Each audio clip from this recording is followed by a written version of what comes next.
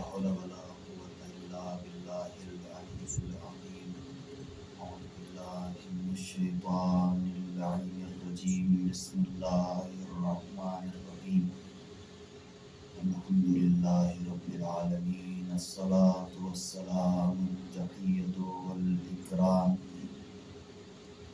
على النبي المكي المدني القرشي الهاشمي الأبتهي ومولانا مولى الثقلين جد الحسن والحسين بالقاسم محمد اللهم صل على محمد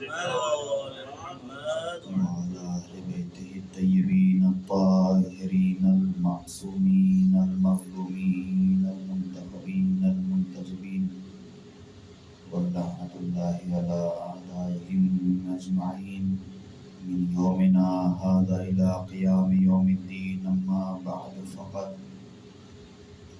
قال رسول الله صلى الله عليه وآله وسلم حسين مني وأنا من الحسين صلوات محمد. اللهم صل على محمد. عزیزان گرامی، محترم سامعین کرام، میں نے جس حدیث مبارکہ کو اپنا سرنامہ کلام قرار دیا، بہت ہی مشہور و معروف حدیث ہے. کائنات کا رسول ارشاد فرما رہا ہے کہ میرا حسین مجھ سے ہے اور میں حسین سے ہوں. یہ جملہ ہم بچپنے سے سنتے چلے آ رہے ہیں. یہ حدیث ہمارے کانوں میں بچپنے سے گونج رہی ہے اور رگوں میں اتر کر محبت امام حسین علیہ السلام میں اضافہ کر رہی ہے. یہ کوئی معمولی حدیث نہیں ہے کہ آخر یہ کسی خطیب کی خطابت تو نہیں ہے نا، یہ کسی ذاکر کی ذاکری تو نہیں ہے، یہ تو رسول کی زبانی ہے. یہ اس کی زبانی ہے کہ جس کے ہاتھوں پر کنکریاں بھی آ کر کلمہ پڑھ دیا کرتی تھی. جو کنکریاں کسی کے سامنے نہیں بولتی وہ رسول کے سامنے بولتی تھی. جو پیڑ کسی کے لیے سایہ بنے یا نہ بنے لیکن رسول کے سامنے جھک کے سلام کرتے تھے. یہ وہ رسول ہے کہ جو جہاں جہاں کا سفر کرتا تھا ابر رحمت اس کے ساتھ ساتھ چلتا تھا. یہ وہ رسول ہے جس پر وما ينطق عن الهوى ان هو الا وحی یوحی کا بہرا. اس رسول کی زبانی ہے کہ حسین منی وانا من حسین. پھر دوسری حدیث ہے کہ ھذا حسین فارق. یہ جملہ آپ بھی سنتے چلے آ رہے ہیں اور بہت سی جگہوں پر محسوس بھی کیا ہوگا، لیکن یہ کوئی معمولی بات نہیں ہے کہ رسول اپنے نواسے کے لیے کہہ رہے ہیں. واقعات سے گزرتے ہوئے کہ آخر وہ ایسا کون سا منظر تھا، آخر وہ کون سی ایسی شخصیت تھی حسین کہ جس کے لیے رسول اپنا خطبہ چھوڑ کر اتر رہے ہیں اور اٹھا کر اپنے سینے سے لگا رہے ہیں. خطیبوں نے خطابت کی ہے کہ اگر ہمارا بچہ اگر گر جائے، پیر الجھ جائے تو ہمارے چاہنے والے اٹھا دیتے ہیں اور اٹھا دیں گے اور اپنی گودی میں رکھیں گے، نہ کہ ہماری گودی میں لا کر حوالے کریں گے. کیوں؟ اس لیے کیونکہ میں خطبہ دے رہا ہوں، میں مجلس پڑھ رہا ہوں. ہمارے بچے کو منائیں گے، ہمارے بچے کو پیار کریں گے، ہمارے بچے کو بہلائیں گے، لیکن ہماری آغوش میں لا کر نہیں دیں گے. لاکھ محبت کرتے ہو لیکن مجلس پڑھتے ہوئے ہماری آغوش میں لا کر نہیں دیں گے. لیکن خیر یہ عجیب منظر ہے کہ دوسروں کا لانا ایک الگ مورد ہے، رسول خود اتر کے جا رہے ہیں اور ہم حسین کو اپنی آغوش میں لے کر کہہ رہے ہیں ھذا حسین فارق. یہ حسین ہی سے پہچان لو. آخر یہ کون حسین ہے جس کو پہچانوایا جا رہا ہے؟ آخر یہ کون حسین ہے جس کی شناخت کرائی جا رہی ہے؟ میں کہوں گا اے رسول کیا یہ مدینے والے پہچانتے نہیں؟ ارے مدینہ کیا کائنات پہچانتی ہے. وہ کہ جو سید شباب اہل جنہ اسے کون نہیں پہچانتا؟ وہ جس کے بابا کے صدقے میں جنت و جہنم تقسیم ہو رہی ہو اسے کون نہیں پہچانتا؟ وہ جس کی ماں فاطمہ زہرا اسے کون نہیں پہچانتا؟ لیکن آخر یہ کہنے کی ضرورت کیا پڑی کہ हाज़ा हुसैन फारिफू, हुसैन है इसे पहचान लो, ये मेरा हुसैन है इसे पहचान लो। रसूल बताना चाह रहे हैं कि मैं पहचानवाना चाहता हूँ, हुज्जत तमाम कर देना चाहता हूँ, ताकि करबला के मैदान में कोई आकर ये ना कहे मैं हुसैन को नहीं पहचानता। क्योंकि अगर हुसैन को पहचानने का इनकार किया गोया रसूल को नहीं पहचानता।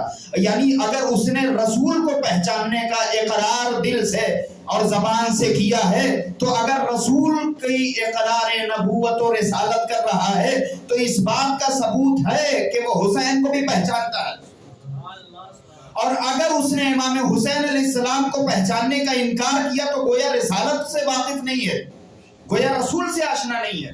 तब रसूल ये बताना चाह रहे हैं कि देखो मैंने मिंबर पे हुसैन को पहचानवाया है, गली कूचों में नहीं पहचानवाया है, किसी कमरे में नहीं पहचानवाया है कि उस कमरे में कि जिस कमरे में ये कहा गया कि हाँ रसूल जाके अबू तालिब से कह रहे थे कि अबू तालिब आखिरी वक्त है ईमान ले आए, आखिरी वक्त है कलमा पढ़ ले। ये कोई वो कमरा नहीं है। रसूल ये बताना चाहते हैं तो कि तुम्हें कब्रों की बातें याद रहेंगी, हुजरों की बातें याद रहेंगी, तो मिंबर की बातें कैसे भूल सकते हो? तो अगर मिंबर की बातें तुम भूल सकते हो तो इसका मतलब है हुजरे की बातें गलत हैं। ये कई रास्ते यहाँ से निकल रहे हैं। यानी मिंबर की बातें अगर हम भूल चुके हैं तो इसका मतलब कि हुजरे की बात गलत है। ये हुजरे में अबू तालिब से ये कहना कि अबू तालिब आखिरी वक्त है कलमा पढ़ लीजिए, हम चाहते हैं आपको जहन्नम की आग से बचा ले। अरे जिसका बेटा कुल्ले ईमान हो उसे जहन्नम की आग छू सकती है? अरे रिवायत में आपने पढ़ा है, हमने भी पढ़ा है कि सिर्फ बिस्मिल्लाह का बे अगर किसी की औलाद अगर पढ़ ले मदरसे में आके तो उसके बाप के सर से अज़ाब हटा लिया जाता है? रसूल गुजर रहे हैं अपने सहाबियों के साथ, कह रहे हैं कि तेजी से गुजर जाओ, वापसी में कह रहे हैं आहिस्ता आहिस्ता निकलो। ये आखिर क्या मसला है? तो क्या बताया गया? कहा कि क्योंकि इसकी औलाद ने बिस्मिल्लाह पढ़ा है अभी अभी, तो अभी जब हम पहले जब सफर कर रहे थे, पहले जब हम यहाँ से जा रहे थे तो उस वक्त इसके बाप पर अजाब हो रहा था, लेकिन अभी अभी इसकी औलाद ने बिस्मिल्लाह की तिलावत की है, तो सिर्फ बिस्मिल्लाह की तिलावत करने का सवाब इतना है कि उसके बाप के सर से, उसके बाप की कब्र से अजाब हटा लिया जाए। तो जिसका बेटा कुल्ले ईमान हो, जिसका बेटा जो है जन्नत और जहन्नम को तकसीम करने वाला हो, जिसका बेटा फातह खैबर व खंदक हो, जिसका बेटा दुनिया में सबसे पहले रसूल के बाद ईमान लाने वाला हो, जिसका बेटा सबसे पहले रसूल के पीछे नमाज पढ़ने वाला हो, जिसका बेटा मौलाए कायनात हो, जिसके लिए रसूल ने कहा है कि हुसैन अली के चेहरे की तरफ देखना इबादत है, कोई मामूली बात नहीं है। लोगों ने कहा कि अली के चेहरे की तरफ बहुत से मुनाफिकीन उस दौर में भी थे, वरना वो जो आयत पढ़ी जाती है या अय्युहल्लज़ीना आमनु तक़ुल्लाह व कुनू मअस सादिक़ीन, परवरदिगार भी जानता था ये बैठने वाले सभी ईमान ला चुके हैं, लेकिन तक़वा उस वक्त तक इख्तियार नहीं कर सकते जब तक कि अहले बैत के साथ ना हो जाए। यानी एक इंसान उस वक्त तक उसका ईमान कामिल नहीं हो सकता जब तक कि वो तक़वे की मंजिलें तय ना कर ले। अच्छा, तक़वे की भी कई मंजिलें, कुछ लोग खामोश रहना ही तक़वा समझते हैं। नहीं, बकौल हमारे एक उस्ताद थे, तो हम उनसे कहते हैं कि हम लोग भी रोज़ा रखते हैं, और एक चचा थे अपनी बज़्म के, वो चौराहे पर उनकी कपड़ों की दुकान थी, लेकिन टीन की दुकान थी, और वो उसके बावजूद भी मुस्तहब वाजिब सारे रोज़े रखते थे। हम लोग का क्या रहता था, जिस दिन रोज़ा रखते थे मदरसे वगैरह में मुस्तहब, तो उस दिन दरख्वास्त लिख देते थे कि तबीयत ठीक नहीं है, या इस तरह के बहुत से लोग अपनी अपनी ज़बान में बहाने बनाते थे। तो वो हमसे सिर्फ इतना कहते थे कि बेटा तुम लोग तमाम आसाइशों के बावजूद जिस दिन रोज़ा रखते हो, मुस्तहबी रोज़ा, उस दिन आकर इनकार कर देते हो कि हम पढ़ नहीं सकते, हम बहुत थके हुए हैं, या 1-2 क्लास किया और उसके बाद फिर मुरखसी ले ली, रुखसत ले ली और कहा कि अब जाकर आराम करेंगे। तो उस्ताद भी इस बात का लिहाज करते थे, कहते थे कि उस इंसान से जाकर पूछो कि जो जलती हुई धूप में टीन के नीचे हलाल रोज़ी कमाने के लिए बैठा हुआ है रोज़ा रख के, क्या उसका रोज़ा कबूल है, तुम लोगों का नहीं है? सलवात भेजे मोहम्मद वाले मोहम्मद।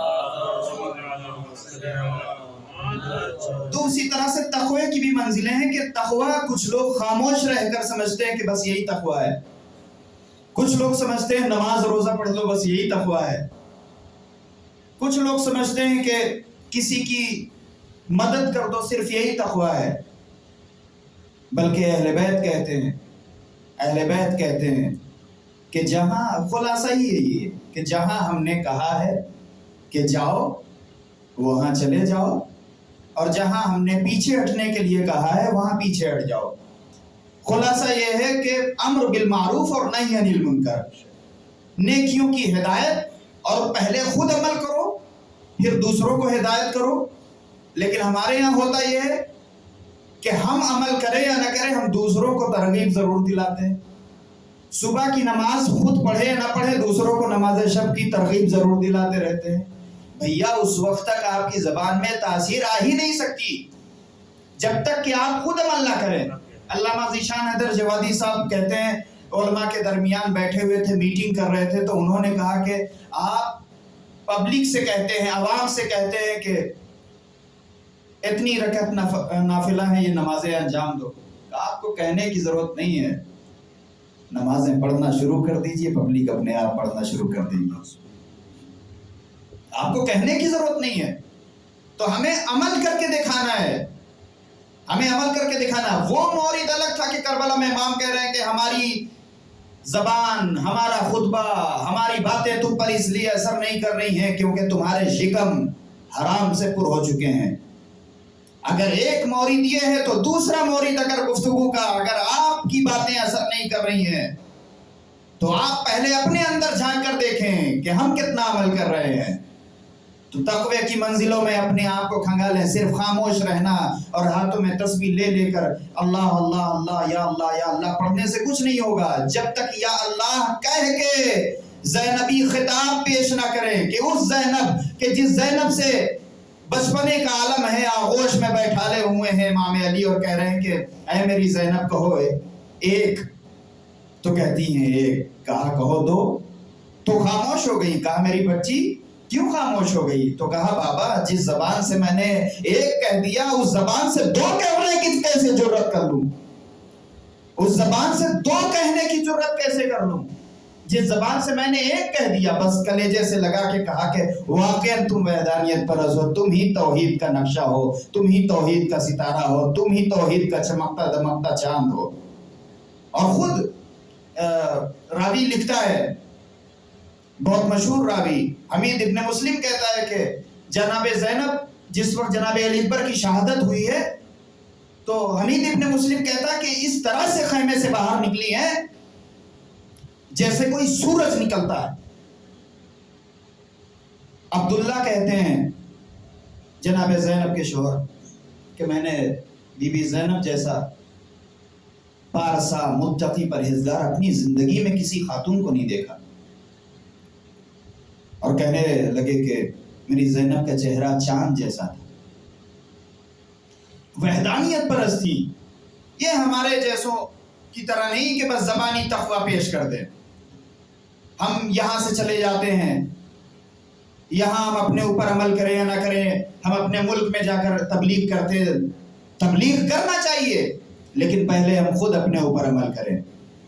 ہم دکھائیں، بہت سے لوگوں نے یہ شکایتیں کی جہاں جہاں مجلسیں پڑھنے کا سابقہ ہوا وہاں گئے تو کہا کہ بہت سے آئے کمیونٹی کے ہمارے، کہا صبح کی نماز ان سے ترک ہو گئی، اس کو بھلے ہی بعد میں آپ کاٹ دیجئے گا چونکہ ریکارڈنگ ہو رہی، لیکن مسئلہ یہ ہے جو حقیقت ہے اسے بیان کرنا پڑے گا کہ ہم وہاں جا کر ہم عشرہ پڑھنے کے لیے گئے اور وہاں سامنے والا بانی عشرہ کہہ رہا ہے، بانی مجلس کہہ رہا ہے کہ آپ نماز کے لیے اٹھ گئے؟ تو ہم نے کہا کیوں؟ کہا یہ 11ویں سال کا عشرہ ہے، 11ویں سال میں 4 صرف آئے ہیں جنہوں نے وقت کی پابندی کے ساتھ نماز ادا کی۔ تو اس کے بعد پھر اور کہنے لگے کہ اور وہی لوگ سب سے زیادہ جو ہے وہ نماز کی ترغیب دلاتے تھے۔ کہنے لگے دن میں جو ہے 2 مجلسیں پڑھنی رہتی تھی اور ہر مجلس میں ایک میں نماز لے کے بیٹھ جاتے تھے، ایک میں روزہ لے کے بیٹھ جاتے تھے۔ تو تقوی یہ پیش کرنا ہے ہمیں جو اہل بیت چاہتے ہیں، کیونکہ ورنہ کہیں ایسا نہ ہو کہ ہم اپنے آپ کو رسول کے بزم کے ان منافقین میں پائیں کہ جن کے لیے آیت اتری یا ایھا الذین آمنوا اتقوا اللہ وکونوا مع الصادقین. اے صاحبان ایمان، تم سے کہہ رہا ہوں تقوی اختیار کرو، سچوں کے ساتھ ہو جاؤ. اس کا مطلب کہ ہم اس وقت تک سچوں کے ساتھ نہیں ہو سکتے جب تک کہ تقوی اختیار نہ کریں. ارے تقوی اختیار کرنا صرف نمازیں پڑھنے سے نہیں ہوگا، صرف روزہ رکھنے سے نہیں ہوگا. بہت سے لوگ آپ کو ملیں گے جو نمازی بھی ہیں، روزے دار بھی ہیں، حج بھی کرتے ہیں، حاجی بھی ہیں، لیکن سب سے بڑے پاجی بھی ہیں. سب سے بڑے آپ دیکھیں کہ نماز بھی پابندی سے پڑھتے ہیں، روزہ بھی رکھتے ہیں، خمس بھی ان کا سالانہ نکلتا ہے، حج بھی کرنے کے لیے جا چکے ہیں، لیکن اپنے یہ سامنے کی باتیں بتا رہا ہوں کہ اپنے بھائی کی زمین کو قبضہ کر کے امام بارگاہ بنا رہے ہیں. 1 میٹر زمین اضافی لے لیا اور کہا کہ جب بھائی آیا کہا کہ آپ ہمارے بڑے بھائی ہیں، آپ نے ہماری زمین پہ قبضہ کر لیا اور امام بارگاہ کے نام پہ. تو کہا کہ پلٹ کے کہا جا رہا ہے یہ کہ لعنت ہو تم پر کہ امام حسین علیہ السلام کے لیے 1 میٹر زمین بھی نہیں دے سکتے. یعنی امام حسین علیہ السلام کے نام سے انہیں غلط فہمی کا شکار اور انہیں ورغلایا جا رہا ہے. ایموشنلی بلیک میلنگ جس کو کہتے ہیں کیا جا رہا ہے. جس طرح سے داعش کو کہا جاتا ہے، جس طرح سے داعشیوں کو سمجھایا جاتا ہے کہ مارو جنت واجب ہو جائے گی، مارو کنجی ملے گی جنت کی، مارو 70 حوریں ملیں گی، مارو تم پر جنت واجب ہے، مارو اتنا حج کا ثواب ہے. تو اسلام کے چہرے کو سامنے رکھ کے انہیں ایموشنلی بلیک میلنگ کی جاتی، ان کا برین واش کیا جاتا ہے. تو ہمیں وہ والا متقی نہیں بننا ہے، ہمیں وہ والا تقوی دار نہیں بننا ہے کہ جو کہے کہ 1 میٹر زمین ہڑپ کر کے امام بارگاہ بنائے، حسینیہ بنائے، اور یہ کہے کہ امام حسین علیہ السلام کے لیے 1 میٹر زمین نہیں دے سکتے. بہت سے لوگ یہ بھی ہے کار خیر کر رہے ہیں لیکن از طریق گمراہی، کار خیر کر رہے ہیں لیکن از طریق ظلمات. امام حسین علیہ السلام من الظلمات الی النور آئے تھے، من النور الی الظلمات کے لیے نہیں آئے تھے. لیکن ہم کیا کر رہے ہیں کہ من الظلمات الی النور سے نہیں، من النور الی الظلمات جا رہے ہیں. دوسروں پر ہم بڑے حاوی ہو جاتے ہیں کہ ارے یہ تو بس اونچا پیجامہ ہے تو یہ ٹوپی ہے. ارے ٹھیک ہے، اگر وہ کہہ رہے ہیں کہ ہمارے ہاتھ میں قرآن ہے اور ہم کہہ رہے ہیں کہ ہمارے ہاتھ میں اہل بیت ہیں، تو ہم ہی کون سا اہل بیت کو لیے ہوئے ہیں؟ اہل بیت کو اپنے ساتھ لیے ہوئے ہیں. 10 دن محرم میں امام حسین علیہ السلام کو یاد کرتے ہیں، 10 دن جو ہے ہمارے اوپر داڑھی واجب رہتی ہے، 10 دن ہمارے اوپر عزاداری واجب رہتی ہے، شاید 10 دن ہم نماز ہی پڑھ لیں سینے پر یا حسین کے تھاپ بھی مار لیں، سب اپنی جگہ پر ثواب رکھتا ہے. لیکن ماں سے ناراض ہو کر چلے جانا اور زنجیر اور کما لگا لینا، بہت سے لوگوں کو ماں نے روکا. ماں سے بڑھ کے زنجیر کما نہیں ہے. یہ کوئی پوری دنیا مخالفت کے لیے آ جائے لیکن ماں سے بڑھ کے نہیں ہے. امام حسین کی محبت اپنی جگہ ہے، امام حسین اپنی جگہ ہے، لیکن زنجیر قما ایک الگ مورد ہے. زنجیر قما امام حسین علیہ السلام کی محبت کو کم نہیں کر دیتا ہے اگر کوئی نہ کرے. اور اگر کوئی زنجیر قما بقول آیت اللہ مکارم شیرازی صاحب کے کہتے ہیں کہ میں ان کا ہاتھ چوموں گا، یہ ہوتا ہے طریقہ تبلیغ. نہ کہ ہمارے یہاں جا کر جو ہے جس کو استبرا اور استمنا میں فرق نہیں، ہم جا کر وہاں پر ولایت فقیہ سمجھانے لگتے ہیں. پہلے آپ انہیں تبلیغ اس طرح سے کیجئے کہ پہلے آپ تقلید سے شروع کیجئے، تقلید سے شروع کیجئے. ہم جمعے کا خطبہ دے رہے تھے، ہم نے سامنے والے سے پوچھا کہ آپ کس کی تقلید کرتے ہو؟ کہہ رہا ہے میں سیستانی صاحب کی تقلید کر رہا ہوں. ہم نے پیچھے ٹیک لگائے ہوئے انسان سے پوچھا کہ آپ کس کی تقلید کرتے ہیں؟ کہتے ہیں وہ جس کی آگے والے تقلید کرتے ہیں. تو ہماری قوم اور ملت کا حال یہ ہے، ہم نے ابھی نیو نہیں بنائی ہے اور ہم چھتوں کی باتیں کرتے ہیں. وہ چھتیں کبھی کارگر ثابت نہیں ہو سکتی جن کی نیو مضبوط نہ ہو.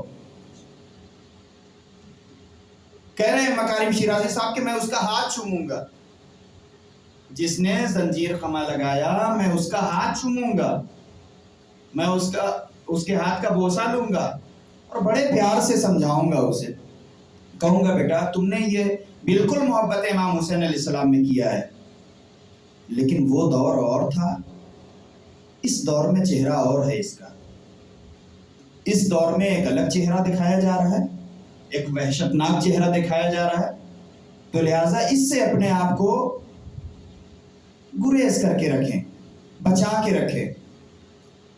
لیکن نہیں، ہم اتنے جذبات میں آ جاتے ہیں کہ اگر زنجیر خمہ ہم نے نہیں لگایا گویا عزاداری قبول نہیں، دو قطرہ آنسو نکلے نہ نکلے زنجیر خمہ لگانا چاہیے۔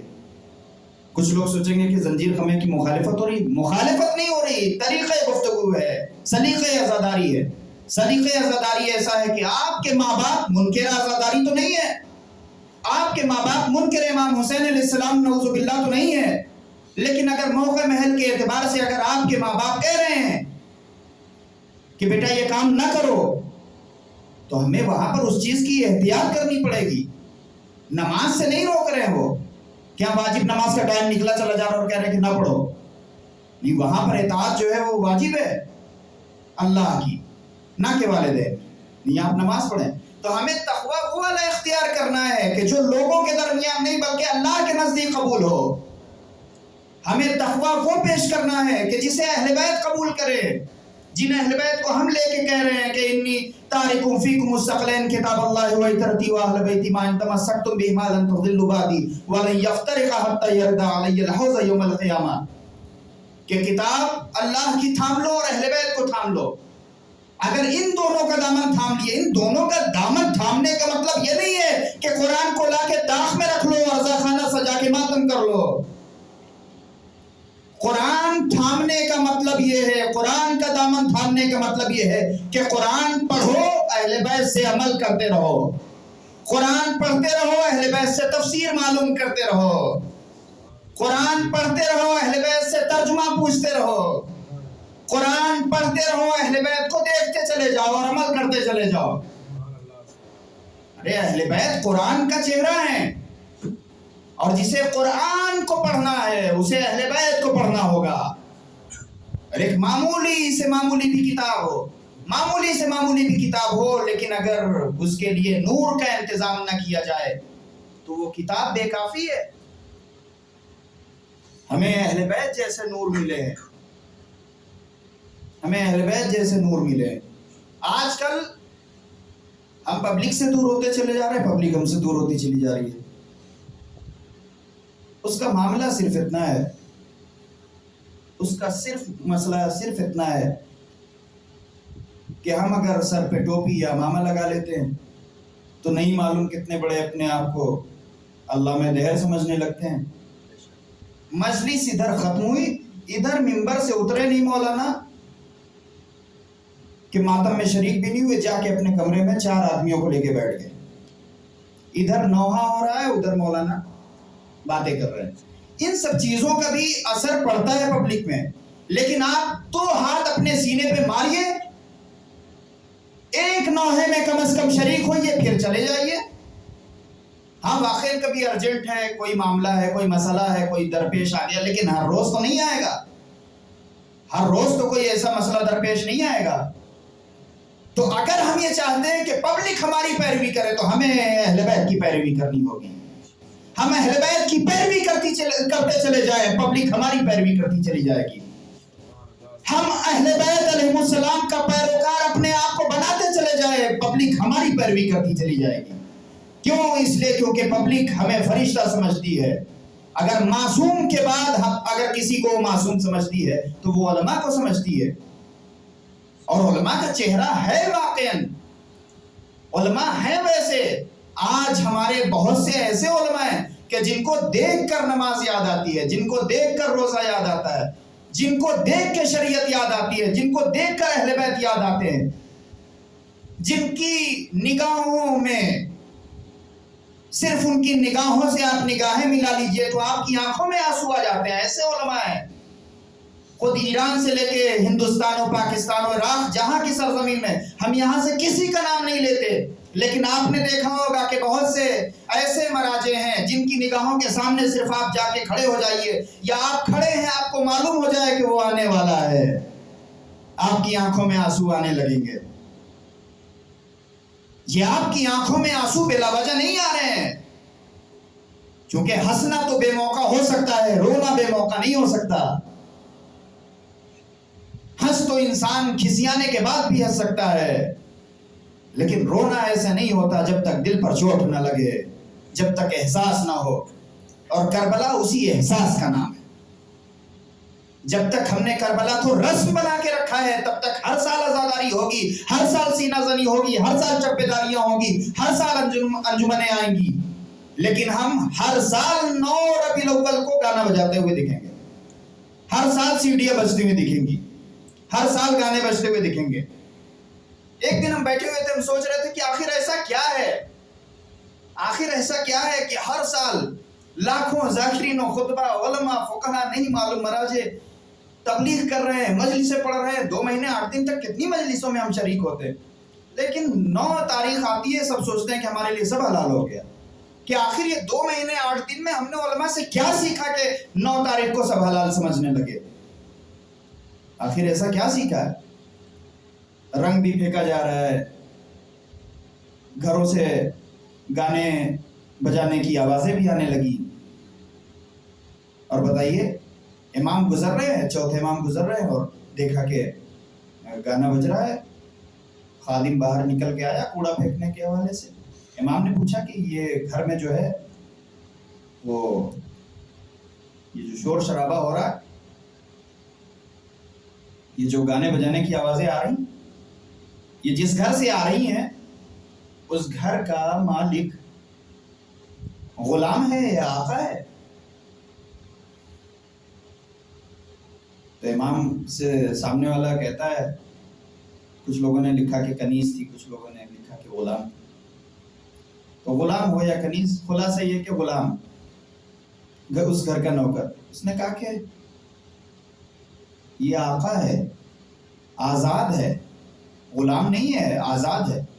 تو کہا اگر آزاد ہوتا تو ایسی حرکت نہ کرتا، یہ اصل میں غلام ہے، اپنی فطرت کا، اپنے نفس کا غلام ہے، یہ آزاد ہوتا تو ایسا نہ کرتا۔ اور ہم اپنے آپ کو سمجھ رہے ہیں کہ نہیں، ہم تو سنتی والے ہیں، ہم سنت پر عمل کرتے ہیں، سینہ ٹھوک کے کہتے ہیں کہ ہم ہی تو اصل میں اہل سنت ہیں۔ ہمیں بھیا اصل میں اہل سنت ہونے کا مصداق تب قرار پائیں گے کہ جب اہل بیت کی محبت کے ساتھ ساتھ ہم اظہار عمل بھی کر کے دکھائیں۔ اہل بیت کہہ رہے ہیں اسی سفر کے مہینے میں، محرم کے مہینے میں کیا ہوا؟ محرم کے مہینے میں آپ دیکھیے، محرم کے مہینے میں کیا ہوا؟ الجار سمت دار کی حقیقت سامنے آئی کہ جو بی بی زہرا سلام اللہ علیہ نے مصلی پہ کہا تھا۔ مولا کہہ رہے ہیں کہ ارے اماں کبھی ہم لوگوں کے لیے بھی دعا کر لیا کرے، تو کہا نہیں، الجار سمت دار، پہلے پڑوسی پھر گھر والے۔ روزے عاشور کیا ہوا؟ پہلے کون قتل ہوا؟ پہلے کون شہید ہوا؟ الجار سمت دار۔ پہلے امام نے اپنے صحابیوں کو بھیجا، مجھے معلوم ہے سب کے سب جامع کوثر سے سیراب ہو گئے، میں نہیں چاہتا پہلے میری اولادیں سیراب ہوں۔ 4 محرم کو پانی بند ہوا تھا میرے عزیز دوستوں، 4 محرم کو پانی بند ہوا تھا۔ اب جب 4 محرم کو پانی بند ہوا تو آپ محسوس کریں کہ حسین جیسا غیرت دار باپ، ماموں، چچا، شوہر، ولی، وصی، یہ کیا غیرت گوارا کرے گی کہ اب میں بھی ساتھ میں پانی پیوں؟ نہیں، اس دن سے حسین نے پانی پینا کم کر دیا ہوگا۔ یہ تاریخ نے نہیں لکھا، میں نے بڑے مقتل کھنگالے، لیکن مجھے مقتل میں نہیں ملا کہ امام حسین علیہ السلام نے 4 محرم کے بعد سے پانی پیا یا نہیں، لیکن میرا دل کہتا ہے، کچھ کامن سینس بھی ہوتا ہے، میرا دل کہتا ہے کہ امام نے مختصر بس جتنے میں پیاس بجھ سکتی ہے بس امام نے اتنا ہی پانی پیا ہوگا۔ روزے عاشور کا ہنگام ہے، امام چاہتے خود چلے جاتے، نہیں، پہلے حبیب تم جاؤ، اور تم جاؤ، اور کے بیٹے کو بھیجا تم جاؤ، مسلم ابن اسجا تم جاؤ، زہیر تم جاؤ، ایک ایک کو بھیجتے رہے۔ یہ تھا عاشور کا ماحول۔ کہ الجار ثم الدار، پہلے پڑوسی پھر گھر والے، پہلے پڑوسیوں کو سیراب کیا، پہلے اپنے صحابیوں کو سیراب کیا. اور امام نے کہا بھی کہ جیسے صحابی مجھے ملے ویسے کسی کو نہیں ملے. اور یہ محرم کا، اب محرم جب 10 دن ختم ہوا تو اب امتحان زینب شروع ہو رہا ہے. یہ زینب کون تھی؟ حمید ابن مسلم کہتا ہے کہ یہ زینب وہ شخصیت تھی کہ جن پر کسی کی کبھی نگاہ نہیں پڑی. حمید ابن مسلم کہتا ہے کہ اکبر کی شہادت کے بعد جب خیمے سے زینب نکلی ہیں تو ایسا محسوس ہو رہا تھا جیسے سورج جا رہا ہو، اتنی رفتار میں گئی. تاریخ کہتی ہے کہ جناب زینب سے خوبصورت پورے مدینے میں کوئی نہیں تھا. تاریخ لکھتی ہے کہ جناب زینب جیسی لہیم شہیم قد و قامت والی بیوی کوئی تھی ہی نہیں مدینے میں. اب وہ زینب آپ بچپنا دیکھیں، کیونکہ یہ جو سفر کا مہینہ ہے یہ بی بی زینب سلام اللہ علیہ سے مخصوص ہے. آپ دیکھیں بچپنا کیسا ہے کہ بھائی بہن کی عجیب محبت ہے. مدینے سے کربلا سب کچھ معلوم تھا، سارے مناظر نگاہوں کے سامنے تھے، لیکن آخر مدینے سے کربلا تک گئی اپنے بھائی کے ساتھ ساری سختیاں برداشت کرتے ہوئے. آ کے کہتی عبداللہ مجھے روکنا نہیں. بچپنا ہے. مختل نے لکھا ہے خصائص زینبیہ میں ملتا ہے کہ بی بی زینب چھوٹی سی ہیں، گہوارے میں جھول رہی ہیں، جھولا جھلا رہی ہیں. بی بی زہرا سلام اللہ علیہ اس وقت تک خاموش رہتی تھی جب تک امام حسین علیہ السلام پاس رہتے تھے. اور کہتے ہیں کہ مختل لکھتا ہے کہ جیسے ہی دور ہو جاتی تھی اپنے بھائی سے لمحوں کے لیے، یا ماں جدا کر دیتی تھی لمحوں کے لیے، یا امام حسین علیہ السلام چلے جاتے تھے، اتنی دیر تک گریا رہتا تھا. ابھی تو آپ نے صرف وہ گریا بی بی زینب کا سنا ہے اور پڑھا ہے کہ جو بی بی کی شادی کے بعد کا جو گریا ہے کہ جب وہ گئی ہیں اپنے سسرال اور اس وقت جو گریا اپنے بھائی کو 3 دن نہ پا کر کیا ہے، وہ ایک الگ موضوع. بچپنے کا یہ عالم ہے کہ اپنے بھائی سے جدا ہونا پسند نہیں ہے، اتنی شدید محبت ہے اپنے بابا کی آغوش میں، اور کہہ رہی ہیں کہ بابا حسین نظر نہیں آ رہے. تو امام کہتے ہیں کہ بیٹا حسین یہی ہے. کہا بابا میری نگاہوں کے سامنے حسین رہا کرے. کیسی عظیم شخصیت ہے، کیسی عظیم شخصیت ہے. آ کے کہتی ہیں کہ نانا میں نے خواب میں دیکھا ہے، میں نے بڑا عجیب و غریب خواب دیکھا ہے نانا. صابرہ زینب ہے. واقعاً کیسی صابرہ زینب ہے؟ معمولی بات نہیں کہ کسی بہن پر اتنی مصائب ٹوٹ پڑے اور وہ بہن اپنے عزم و استقامت کے ساتھ کربلا اور کربلا سے کوفہ، شام، یہ سارے مناظر اور یہ سارے مراحل طے کرتے ہوئے مدینے تک پہنچ جائے. ارے کوئی اور بہن ہو تو پاگل ہو جائے گی، کوئی اور بہن ہو تو دم توڑ دے گی اپنے بھائی کی شہادت کو دیکھ کے. ایک کیسی بہن ہے کہ شہادت دیکھ رہی ہے اپنے بھائی کی اور برداشت کر رہی ہے. کہتے ہیں کہ تاریخ لکھتی ہے کہ ایک عجیب مرحلہ ہے کہ امام حسین علیہ السلام کی شہادت کا وقت ہے. مختل نے بڑے عجیب عجیب مناظر لکھے ہیں. مختل لکھتا ہے کہ امام حسین علیہ السلام کے سینے پر شمر سوار ہوا، اور سوار ہونے کے بعد کہتے ہیں کاری ضرب لگائی ہے. لیکن ایک مختل اور لکھتا ہے کہ کاری ضرب ایسے نہیں لگائی، پہلے پتھروں پر مارتا چلا جاتا تھا خنجر کو، اور خنجر کو مار مار کے جب کند کر دیا، اب اس کند خنجر سے حسین کے گلے پر مارتا چلا جاتا. حسین کے گلے پر مارتا چلا جا رہا ہے اور دلے زینبیہ سے زینب آواز دے رہی ہے، اے پسر سعد تو کھڑا دیکھ رہا ہے میرا ماجایا ذبح کیا جا رہا ہے. اے پسر سعد میری ماں نے بڑے نازوں سے پالا ہے اسے. اے پسر سعد تجھے معلوم نہیں میں اپنے بھائی سے بہت محبت کرتی ہوں. اے پسر سعد مدینے میں مجھے اپنے بھائی کے بغیر رہنا گوارا نہ تھا تو میں مدینے سے چلی. اے پسر سعد میرا بھائی بڑا مظلوم ہے. اے پسر سعد میرے بھائی نے کئی دن سے پانی نہیں پیا ہے. اے پسر ساتھ جب میں بھائی کے سامنے پانی پیش کرتی تھی تو میرا بھائی کہتا تھا کہ پہلے سکینہ کو پلا دو، پہلے علی اکبر کو پلا دو، پہلے قاسم کو پلا دو، اے زینب پہلے تم پی لو. شب عاشور آئی، زینب تڑپ کے اپنے بھائی سے گلے مل کے رونے لگی. بھیا کیا یہ آج آخری رات ہے؟ کہا ہاں بہن زینب یہ آج آخری رات ہے. بھیا کل کوئی نہیں بچے گا؟ کہا نہیں نہیں کل کوئی نہیں بچے گا، کل میرا قاسم مار ڈالا جائے گا. اے زینب کل تیرے اولو محمد مار ڈالے جائیں گے. اے زینب کل علی اکبر شہید کر دیا جائے گا. ہاں روز عاشور آیا، یہ بہن کا صبر دیکھیں کہ جو بہن 3 دن کے لیے اپنے بھائی سے جدا نہیں ہو سکتی، وہ بہن اپنے بھائی کا کٹتا ہوا سر دیکھ رہی ہے. تاریخ نے لکھا کہ امام حسین علیہ السلام کہتے ہیں زینب خیمے میں چلی جاؤ، میری زندگی میں خیمے سے باہر نہ نکلنا. ہاں مقتل بڑھ کے جواب دیتا ہے کہ خولی آتا ہے وہ بھی اپنا ستم کرتا ہے، لیکن مقتل نے ایک عجیب جملہ لکھا ہے کہ جب شمر مار مار کے تھک گیا اور گلا جدا نہیں ہو رہا تھا تن سے، سر تن سے جدا نہیں ہو رہا تھا، تو ایک مرتبہ سنان کو آواز دی.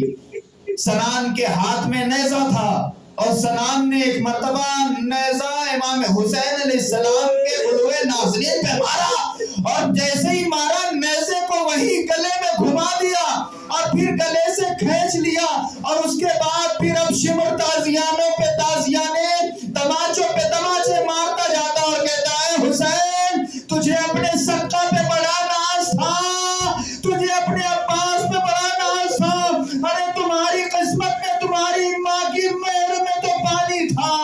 ارے اپنی ماں کو آواز دو نا کہ تمہیں پانی لا کر پلا دے، اپنے سقہ کو آواز دو نا کہ تمہیں پانی لا کر پلا دے. ہاں زادارو مقتل نے لکھا ہے کہ حسین نے ایک مرتبہ ترچھی نگاہوں سے فرات کی طرف دیکھا، آواز دی عباس، جو آوازیں تیری زندگی میں نہیں اٹھتی تھی، ارے ان کی آوازیں تیرے حسین پر اٹھنے لگی. یہ طنز و تانے کرنے لگے. ہاں زادارو صبر زینب دیکھیں، زینب خیمے میں واپس گئی، حسین قتل کر دیے گئے. ہاں زینب نہیں روئی، ہاں زینب نہیں روئی، لیکن ہاں جب یہ قافلہ ہاں کربلا سے کوفے کی طرف روانہ ہونے لگا، آ کے لاشیں بے سر پہ اپنے آپ کو گرا دیا، کہتی آنتا اخی، کیا تو ہی میرا بھائی حسین ہے؟ کیا تو ہی میرا بھائی حسین ہے؟ ارے لپٹ کے بہت دیر تک روئی. ارے اس زینب سے پوچھو کہ جو اونٹ پر سوار ہے حسین کا سر لو کے نیزہ پر ہے، بھائی اپنے بہن کا کٹا ہوا سر دیکھ رہی ہے، نہیں روئی. لیکن ہاں زادارو تاریخ کے جملے ہیں، مقتل بھی لکھتا ہے جب یہی زینب پلٹ کے مدینے گئی، نانا کی قبر پہ جا کے روئی، اے نانا تیرے حسین کا پٹا ہوا کرتا لے کر آئی، اے نانا، اے نانا بڑے ستم اٹھائے ہیں. عبداللہ کے گھر میں پہنچی ہے، آواز دی ارے مجھے راستہ دے دو میرا گھر ہے. عبداللہ کہتے ہیں بی بی تم کون ہو، کہاں رو رہی ہو؟ ارے اپنے گھر کو جاؤ. ارے بالوں کو ہٹا کے کہا ہے عبداللہ تم نے بھی نہ پہچانا. ارے سجرے میں جا کر دیکھا چھوٹے چھوٹے مسلے بچھے تھے، تڑپ کے گر پڑی. آئے میرے اونو محمد بڑے نازوں سے پالا.